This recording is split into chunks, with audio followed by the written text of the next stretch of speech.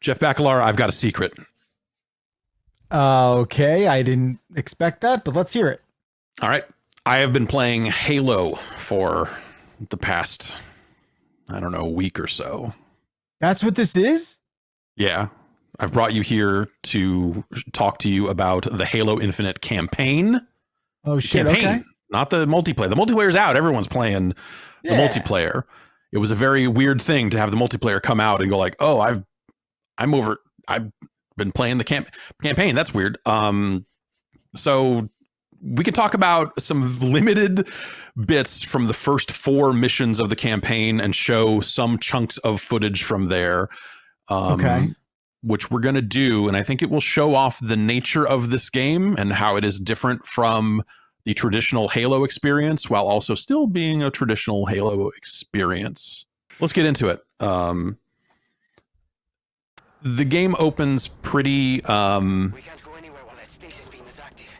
pretty quickly. It doesn't mess around with a lot of story up front. It kind of has a little sequence that has you meeting the pilot from that ship that they showed in the trailer, and then you're off to the races trying to get free by invading their warship.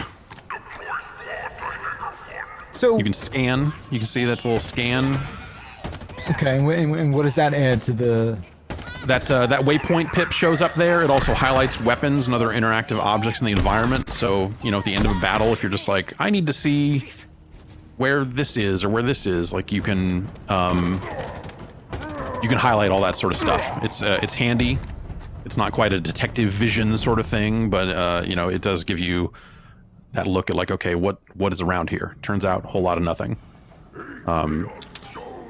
So out of the gate, right? Like, what is immediately, what is tangibly sort of different? Where you're just like, or maybe not. Do you have a reaction of like, oh, they're doing this now? So I think it takes a couple of missions before they get to where they want to take you, and before they show you the true nature of the game. And so these first 2 missions here, this is mission 1. This is a Halo-ass Halo mission. You've got your grappling hook, and I'm about to use it right about here to get across this gap. And it's super fun. You can reel yourself. You can grapple onto enemies, and you'll reel into them, which is always fun. You kind of reel in and melee them. And the grappling hook is super cool. You eventually unlock additional gadgets for that slot. You can kind of toggle between them and toggle your grenade type with left and right on the D-pad. But the big difference, right now is that grappling hook for stuff like that. That's super fun. Yeah, and it's a nice looking game. And just to be clear, you were playing this on what platform? This is running on an Xbox Series X. Yeah, the build they provided is an Xbox build. So I have not seen the campaign on a PC. And I've been rocking that multiplayer with mouse and keyboard, which seems like a real sort of blasphemous Halo maneuver. Yeah. Right? Like, it just seems to go against the very fabric of Halo by attempting to use a mouse and keyboard. But I gotta say, like, it kind of changed it for me. Like, I think I'm gonna play this on PC and do mouse and keyboard. I probably will stick with the controller, but I am also going to play it on PC. I do think that this looks really good on Series X, but you know, I've been playing the multiplayer on PC, and you know, I have a PC that I can turn everything all the way up and super sample it and all that other stuff, and it's just so sharp and runs so well that I want to see. I kind of want to go back and, well, I will have to, because this save will not transfer over, I don't think. I want to see what a level like this looks like running full bore on a PC, 3090, all that other stuff. So yeah, sure. Yeah. And we did it, or did we? Oh God. What's going to happen? Get up. And he dies, and that's the end of the game. Roll credits. Weird, right? So, you know, this is mission 2. And so far it has been structured very much like a Halo game, and so there is that aspect of just like, I know what this is, I know how this will work, I know how this flow is, I know how the pacing works. The grappling hook lets me close the gap in a different way than, because Halo is always about that like combat puzzle thing, right? Of here are this collection of enemies, they're all shooting slightly differently, they need to be dealt with slightly differently. What's the best way to tackle each one of these encounters, and in oftentimes a larger than average arena for certainly a console first-person shooter when you think about the first 3 Halo campaigns. And that combat puzzle is still very much a big part of this game, but I haven't hit that point yet, because just as about the point here through mission 2 and in the start of mission 3 where you start to get comfortable with just like, oh yeah, it's Halo, they change it. And it is still going to be these large scale environments and these larger encounters, or like being able to tackle these encounters from different perspectives. Here I'm trying to swing, get a little fancy, sort of works. But the scope of it feels so much larger than it has in those previous games that, like, once you kind of get outside, it still feels like the Halo combat, but in a very different way. And I'm curious as to how it will be received by players, because I think there were definitely moments, there are a few moments here that I'll point out when we get to them, where I looked at it and said like, oh, this maps directly to this Ubisoft open world game concept. I don't necessarily think that's inherently a bad thing, but a lot of people have had more than their fair share of the Ubisoft style open world game. You don't say. I do say. And so I think there will be some people that just like look at that or take that knowledge, maybe before they've even played the game, and go like, I can't believe they did this to my Halo. Why would they do this to my John Halo? Yeah, because I was going to ask, like, what do you, I guess, what specifically do you think that, the person who would dare say a ridiculous phrase like "my Halo" would be that reaction? Like, I mean, I guess what you're, I guess what I'm saying is like the thing you're describing seems like anti-Halo. Well, it is still that combat. It's still those weapons. It's still that pace, and it still leads you into indoor environments where you have a Halo experience. It's sort of like ODST, but on a much larger scale, with way more side missions and other things you can do when you get out there. And I do take on a couple of quick side missions once we get out there. This is just a striking moment. I didn't actually do the cutscene at the end of this hallway, but I thought this was just a cool looking spot. Yeah, this game's got a lot of cool looking spots in it. Yeah, that's dope.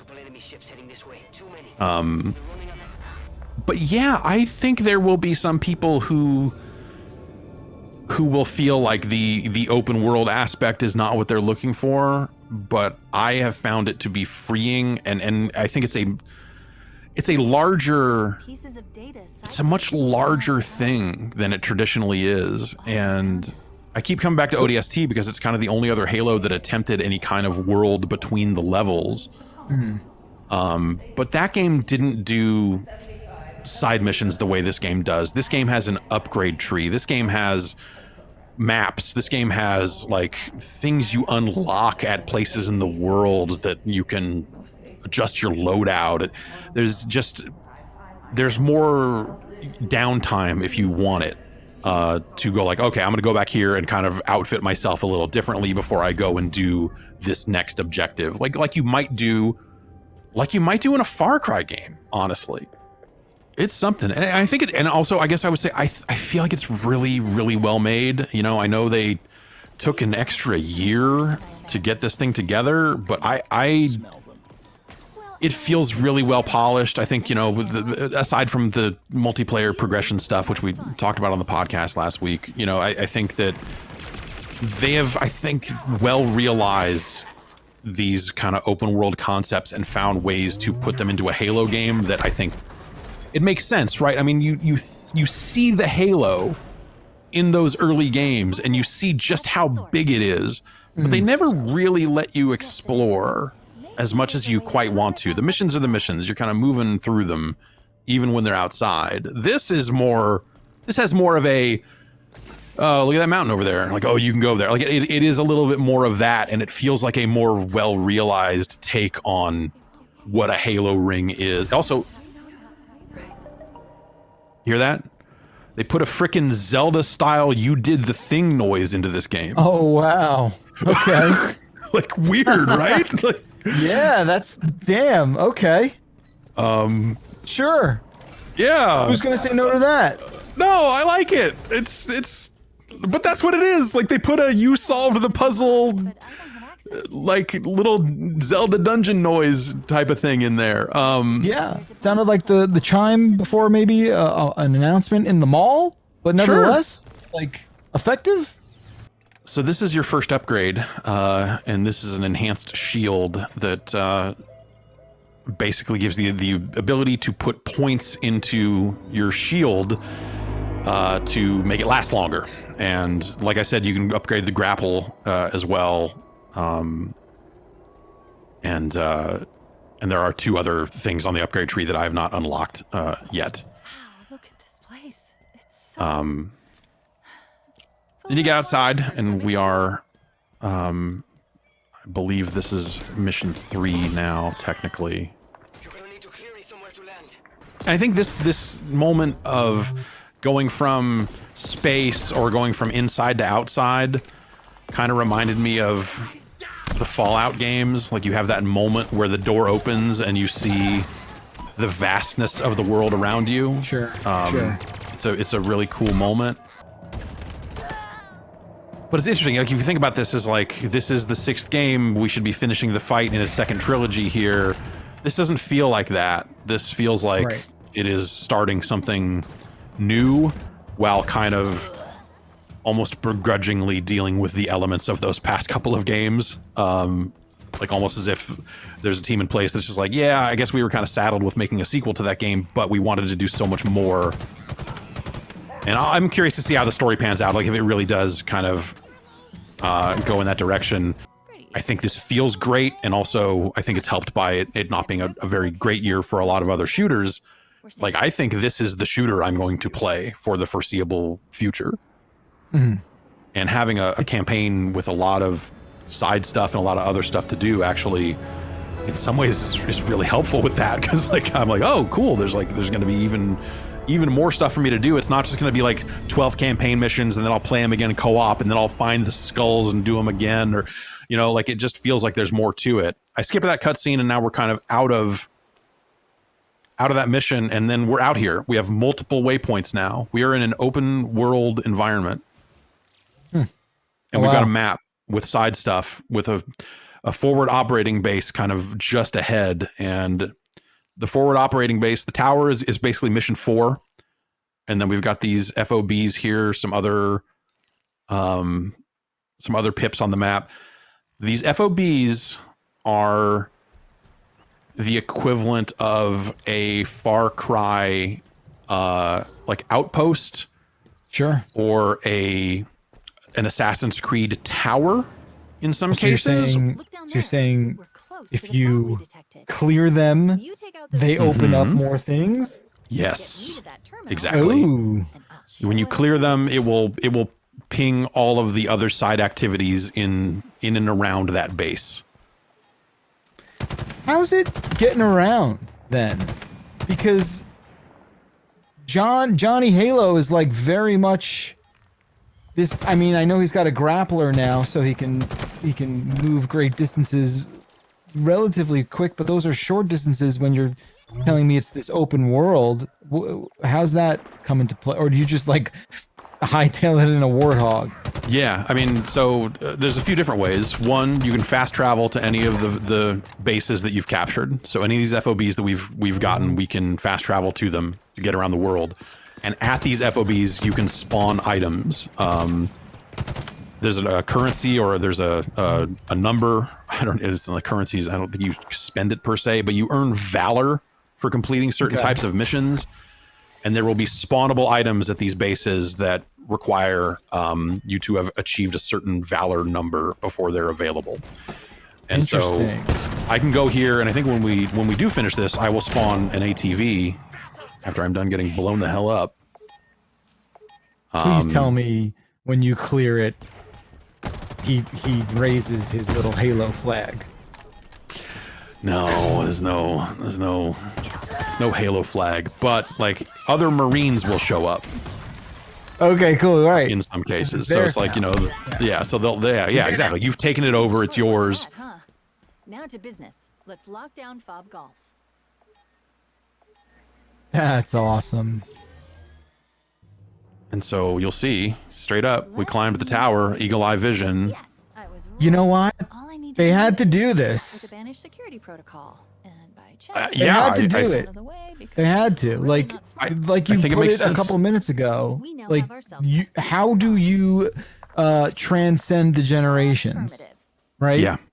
Because this is everybody's daddy's Halo. This is granddaddy's Halo, right? How do you change it? How do you do it? Speaking of which, Is the answer just straight up map barful? No. It's not that. if I do this, But you speak a different vocabulary. what the banished are up to. Yeah.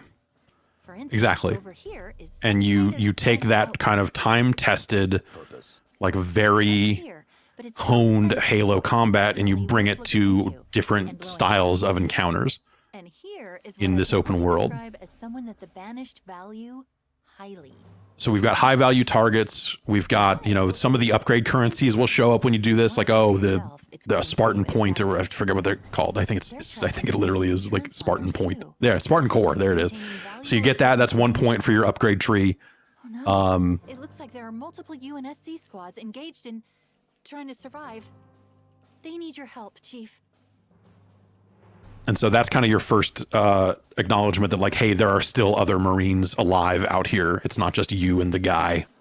And so they were pretty specific about the missions we could take on here, and it was 2 of these FOBs and 2 high value targets. I chose this FOB and one of the high value targets.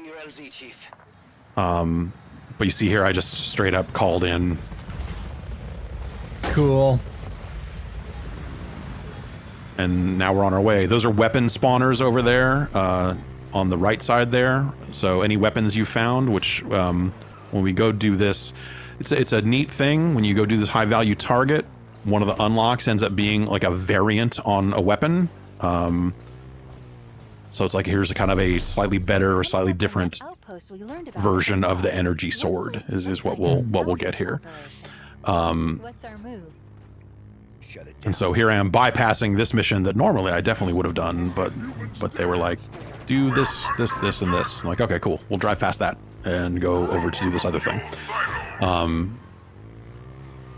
think the world looks really good. I think it's a good solid frame rate for what's a pretty sizable open world. I tried to drive all the way. So I think you'll get a good impression here, because I did drive part way and it's like, oh, fuck it, I'm going to run. So yeah, it's not exactly drivable terrain, but yeah, or if it is, I didn't find the right path around that. But this just feels like a good, fun application of the Halo tool set. I think that's the best thing I can say about the open world stuff that I've done so far is that they have taken the stuff that you know about Halo, the common elements of how this combat works, how these weapons fire, the Master Chief's shield, his abilities, like all that sort of stuff. They've given you a grappling hook and some other fun new toys to play around with that are very helpful in this kind of mountainous terrain, and turns you loose on these bases and some of these other things, and kind of how you do it from there is kind of up to you. And cool. And so I got pinned in a corner there, screwed up, and died. Didn't even die to the high value target. Just dumb. Hey, just dumb. Just another day in Halo. Exactly.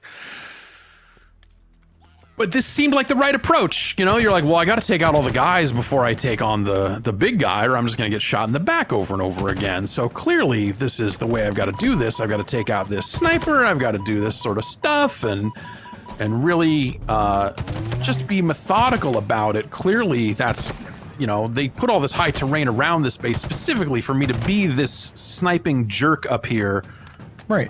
Fucking with them, and so I had to stick to that. That's video games, right? That's like, okay, well, this is definitely the right way to play this. When I probably should have been playing it more like I was playing Mission 1 and 2 of just like, don't stop for nothing, let's get in there and get in that ass, as it were. Maybe would have been the smarter tactic out of the gate. This isn't this isn't your father's Halo. But also, the elements they're pulling from aren't exactly brand new either. You know, like the open world template is also pretty well worn at this point too. And I think it's gonna. I like I said, I think there'll be some people that are really put off by that element of it, because I do think we still live in a world where there is that open world fatigue. And that hasn't been solved, and certainly Ubisoft is still making those. Sure. And I think it seems like a choice that they probably made a number of years ago, right? This game's been in development a long time, and I think when they made that choice to maybe go this way, like maybe people weren't as done with this type of game. But I guess the other thing I'd say is, okay, so here's where I said like, oh fuck it, I should just shoot the guy. And then he ran over near that thing and I blew him up and he's dead. So now I just need to take out all the other guys and run up there and hit a button to win. And maybe I should have just done that from the start. I really like the way this stuff meshes. I am having a really great time with this in a way that I've enjoyed Halo campaigns, but I've never considered myself a Halo guy. Halo 3 was the first one of these games I really liked, and that era of like that and Reach and ODST, I feel like were some magical games. And then after that, they never quite reached that height. This game, I think, but it's weird to call it new again, because I think, again, a lot of this stuff does map to the type of open world game that you're used to seeing. But sure, again, the way they put these elements together, like this, recontextualizing the Halo combat in terms of these side objectives and different missions and stuff like that, I think does it a zillion favors, and it freshens it up in a way that, as this map was filling out, I was like, oh, I could totally see myself doing 100% of this. I could see myself really getting into this, because I think the combat is just very smooth and exciting,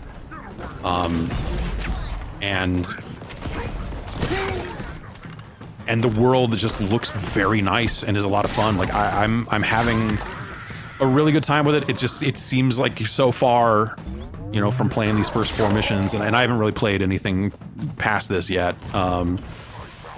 It feels like it's more than the sum of its parts. And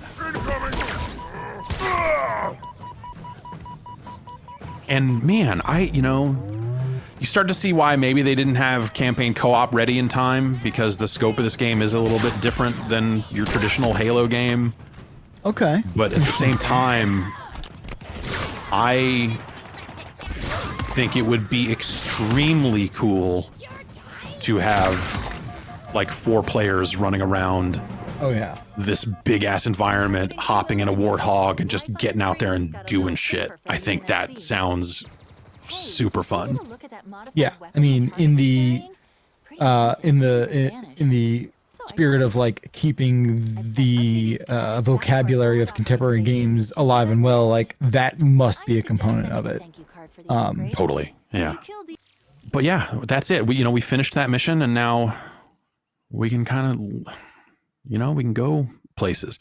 So the thing we got from there was that like it's a modified variant of the energy sword, and now anytime we go back to our base and go to that weapon spawner, it shows up on the list in terms of things we can do. But what I did in the meantime there, I ran over to the tower, which is the 4th mission, and the last mission we can show. Somewhere they call the House of Reckoning, which is suitably ominous and vanished sounding. we've gotten a distress call from this area, so we're heading over here to see what's what, and this is where we will get our second gadget. And these guys just charge you, and I should have kept the shotgun to take care of those guys, probably. That would have been the smart move, but I don't always do the smart thing. I do the stubborn thing. Well, that's no good. Spartans normally don't get out of their armor very often. It appears to lock onto and highlight Okay, what's this do? So this is a deployable. It goes in your grappling hook slot. And it will ping a radius and make those enemies show up on your... you'll see them through walls. You'll see a silhouette of them. This is a bad meleeing right there. Yeah, this is in the multiplayer. No, this is not the multiplayer. No. No, I'm saying the the threat sense. It is okay. Yeah. Okay. Yeah. You as a like pickup deployable thing, right? Yeah. So this will just kind of ping this radius. The upgrades make the radius larger, make it so you can deploy more than one at a time. And I think the final upgrade makes it so you can. It shows them constantly, as opposed to like every time you see that pulse emanating from it, it then fills it in.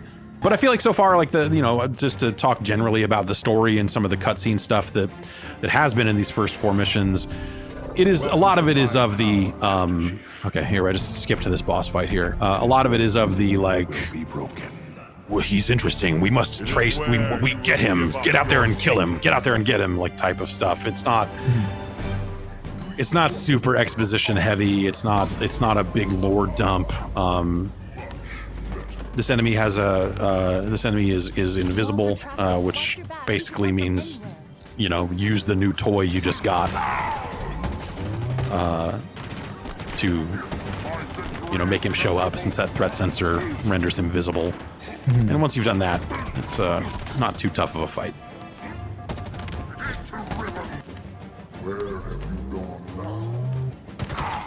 It's not that big of a room.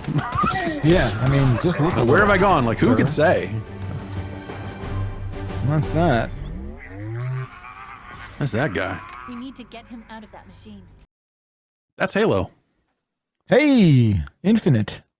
Yeah. It doesn't seem infinite. I mean, I'm completing percentages.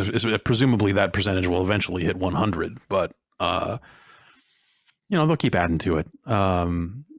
At least in the multiplayer sense. I really like it. Right? That's great to hear. I feel like, this game has had a bumpy path, and to hear that the product that is going to be, hitting is something that you are stoked about, I feel like says a lot. So it's definitely cool to see that they, in the process of threading that needle, have carved out their own thing. And I gotta say, I would like to play this game. And it's not always a thing I say pre-Halo. I don't know, man. It's awesome to feel that like Halo is still this maybe, I think some people will think this is a shitty thing to say, but I think, like, again, the landscape has changed so much that like there's a part of you where you're like, is Halo still relevant to today's player in a post Fortnite, post PUBG, free to play world for these ongoing multiplayer games? Is anyone still out there other than that kind of diehard, very standard traditionalist console player? And I think they have found a way to, on both fronts, to give it that wider. I mean, whatever. The numbers on Steam speak for themselves. Like they're finding that audience for sure. And yeah, I think that's awesome. I think it's awesome that they found a way to kind of like reinvent Halo while staying true to Halo. It seems like that'd be a really hard problem to solve. I mean, it took some an extra year, right? So, but hey, if this is the result, I'm glad they took the time. Great to hear. Looking forward, man. All right, and that's it. Thanks for watching. We'll talk more about Halo, I guess, in December, probably. We have to. By law.